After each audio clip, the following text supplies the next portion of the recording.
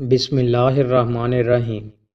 رسول اللہ صلی اللہ علیہ وآلہ وسلم نے ارشاد فرمایا، ہمارا پروردگار بلند برکت والا ہے۔ ہر رات کو اس وقت آسمان دنیا پر آتا ہے جب رات کا آخری تہائی حصہ رہ جاتا ہے۔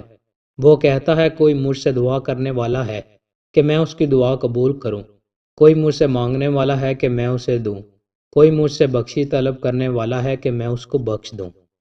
رسول اللہ صلی اللہ علیہ وآلہ وسلم نے ارشاد فرمایا، جس نے اچھی طرح وضو کیا پھر جمعہ کی نماز کے لیے آیا اور خاموشی سے خوب غور سے خطبہ سنا تو دونوں جمعہ کے درمیان اور مزید 3 دن یعنی کل 10 دن اس کی مغفرت کر دی جاتی ہے۔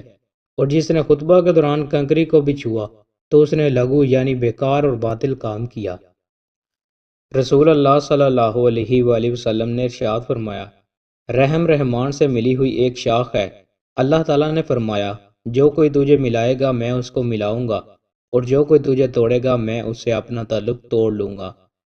رسول اللہ صلی اللہ علیہ وآلہ وسلم نے ارشاد فرمایا، تم سچ پر قائم رہو کیونکہ سچ نیکی کی طرف رہنمائی کرتا ہے اور نیکی جنت کی طرف رہنمائی کرتی ہے۔ آدمی ہمیشہ سچ بولتا رہتا ہے اور سچ کی تلاش میں رہتا ہے حتیٰ کہ وہ اللہ کے ہاں سچا لکھ لیا جاتا ہے۔ اور جھوٹ سے بچو کیونکہ جھوٹ فجور گناہ کی طرف رہنمائی کرتا ہے۔ رسول اللہ صلی اللہ علیہ وآلہ وسلم نے ارشاد فرمایا، تم گناہ کر کر کے اکتا سکتے ہو لیکن اللہ تعالیٰ تمہیں معاف کر کر کے نہیں اکتائے گا۔ رسول اللہ صلی اللہ علیہ وآلہ وسلم نے ارشاد فرمایا، روزانہ 5 وقت کی نماز اور ایک جمعہ سے دوسرا جمعہ بیچ کے گناہوں کا کفارہ ہیں جب تک کہ کبیرہ گناہ سرزد نہ ہوں۔ رسول اللہ صلی اللہ علیہ وآلہ وسلم نے ارشاد فرمایا، کسی مسلمان بھائی کو اس کی غیر موجودگی میں دی جانے والی دعا قبول کی جاتی ہے اور دعا دینے والے کی اس دعا پر فرشتہ آمین کہتا ہے، یعنی اے اللہ اس کی دعا قبول فرما۔ ایک مختصر انمول اور مبارک عمل۔